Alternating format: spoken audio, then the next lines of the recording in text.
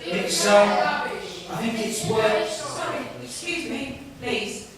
While the officer is speaking, will you please be quiet? Otherwise I will ask you to leave. The officers are speaking, so please give him the decency of listening to him. Thank you. Thank you, Chair. Thank you, Chair. I think it's worth noting that a couple amount of sort of effort has gone into sort of replanning this. A lot of work with the local community and stakeholders, including the GLA, of course. Now, it's worth just pointing out what the GLA has said in their Stage 1 report. As you know, this has to refer back, if we do decide to sort of make a recommendation on this tonight, it has to be referred back to the GLA for a Stage 2 view. But essentially, the GLA has in their Stage 1 report supported the application. Okay?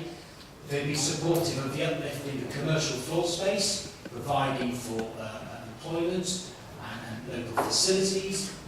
They've been supportive of the inclusion of the school. Okay?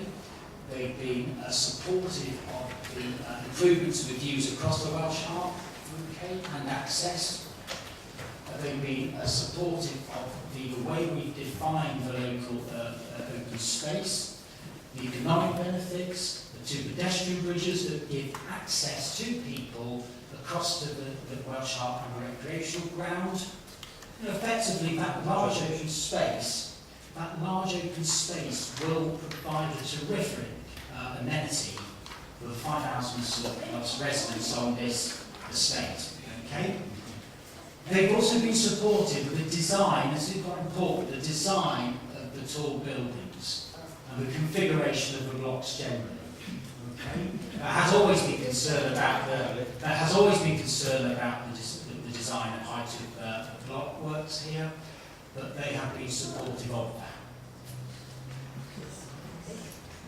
Very difficult to see on this table, but I just wanted you to sort of be aware that we have already approved a very large 2,000 plus scheme only 3-4 years ago.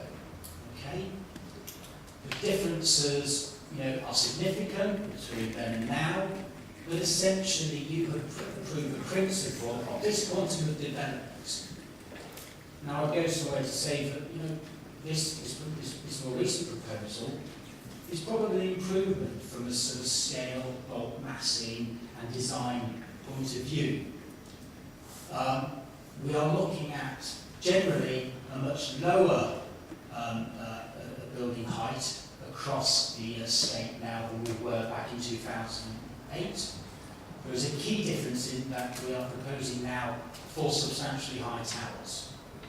The reason very much for that, not only economic, but also because it meant that we could keep the bulk and height of the development on the remainder of the estate generally lower than it was back in 2008.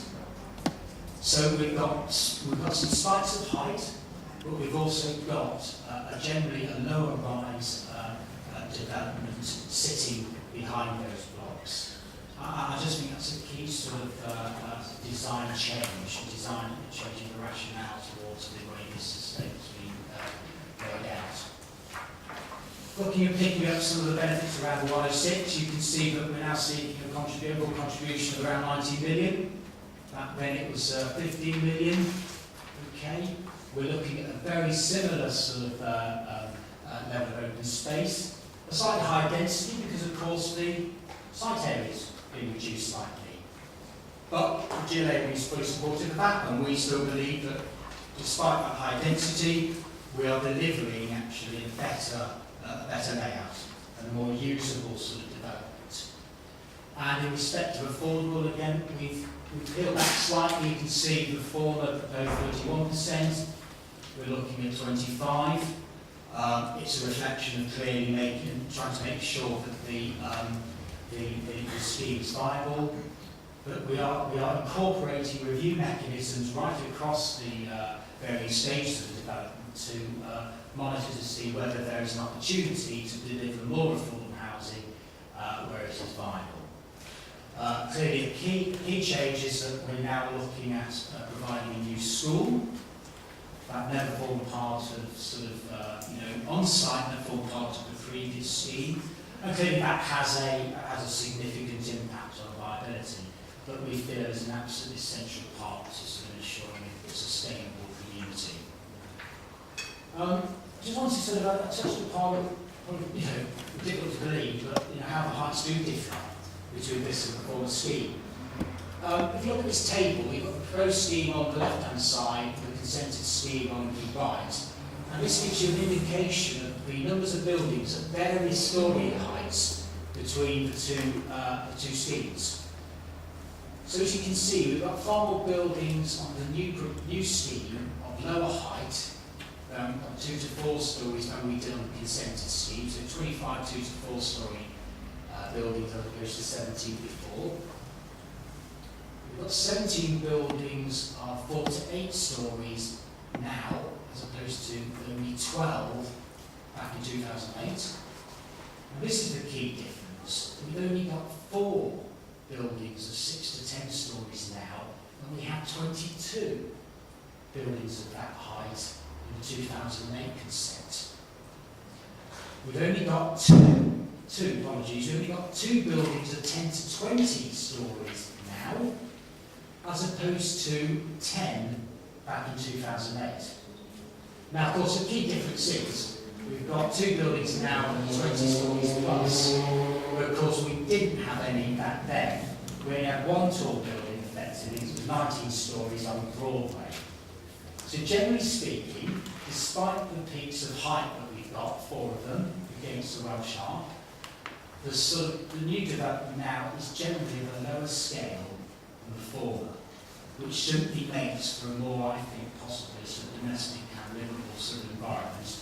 And it makes, for example, the streets potentially more attractive, you see more light, and it certainly makes the open spaces, particularly in the courtyards of these blocks, certainly sort of more amenable.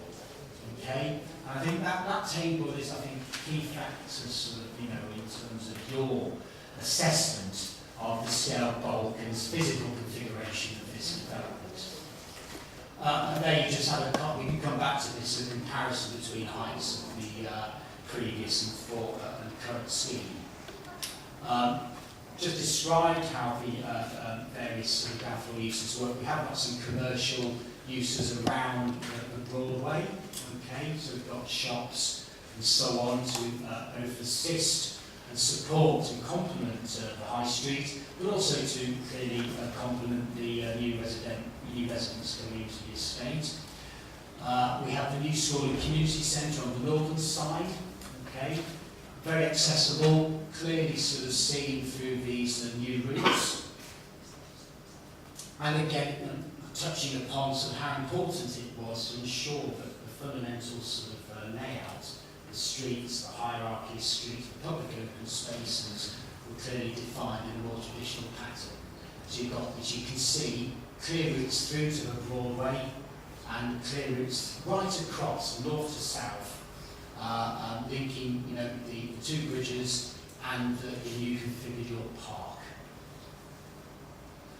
We can go into this again in more detail. This effectively is the location. Details yet to come forward, of course, as part of the reserve matter schemes, but you can see here the location on the northern side of the new Sutton Street Bridge, and again on the southern side of Good Oak Lane pedestrian cyclist bridge.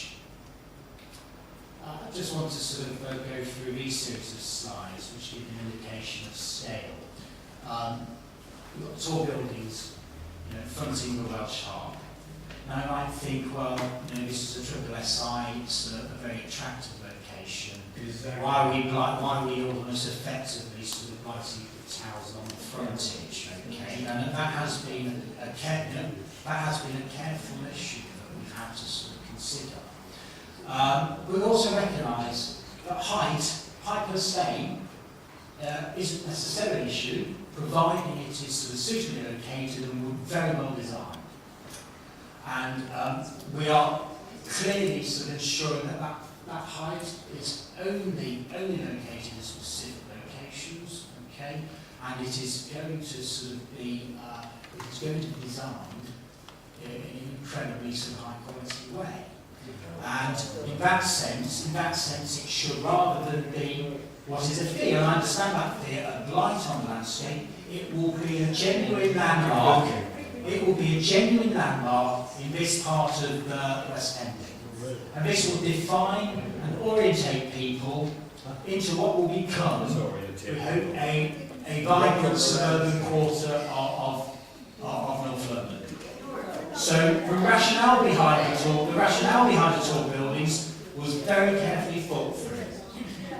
And it is simply not, as many fear, a reaction to sort of economic circumstances. What else is it? It is there, as I said before, to assist in ensuring that the remainder of the estate, okay, is of a scale and bulk that is more acceptable than what was consented in the 2008 scheme, and I think we feel as officers a significant improvement. These are some strip elevations of what the massing of the development would look like from a distance. So you can see how generally, barring the sort of the towers, and these range from, just to sort of for your information, 18, 26, 29 and 20 stories. They are generally, sort of, as you've seen, 4 to 8 stories, with 1 or 2 blocks rising to sort of 8 to 10. So as it sits against the Broadway, you can see that clearly there is a significant development sort of behind the Broadway, but it is not of a scale that we feel is in any way significantly different to the scheme we've already consented upon, and is in any way sort of detrimental to the townscape or sort of amenity of the wider area. And there you have the elevations with the blocks from the Welsh harp. And as you can see, those peaks of height are very noticeable. But they are going to be reconsidered, very well designed, and they will represent landmarks that will sort of define this part of West End, and will mark this development.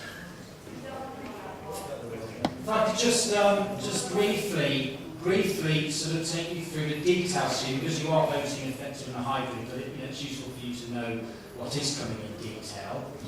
As I said, it's going to be a small part of the overall master plan, but it's effectively blocks G, and behind one of the large blocks, existing blocks fronting the Broadway. So it will effectively repair and stitch that back of that block on that current car park, and block E, okay, sitting effectively on your park, including the tower, okay, which sits there, which, if my memory serves me correctly, is 26 stories. Okay. Clearly, on the side of this complexity, then we need to find room, spare room to build. We've got to sort of build those before we can knock anything down to sort of kick-start that decanting process. But effectively, those are where your detailed elements are. Okay? Might seem sort of fairly random, but it is to, in part, because those are the only available spots where we can start the process of build out. There you have the detail scheme behind the Broadway, effectively a block, sort of, tenders to sort of form a perimeter block around the existing block fronting the Broadway, and it starts to sort of provide the start of the sort of key route across this estate, to the south. There you have it there, quite a substantial block, predominantly brick. I think on most of these blocks we have sort of gone for a high quality brick, and that will be something that will come to you anyway in due course. In fact, there was masses applications, and we conditioned it as part of the consent. Another view, just looking across Broadway, and just you can see the building sitting behind. And this is an example of what that block may look like in detail. Very contemporary, use of very traditional materials in that one way. Simple, but I think elegant, and I think durable, with high quality trimmings and finishes. Okay, as you can see, I think that presents a relatively attractive facade.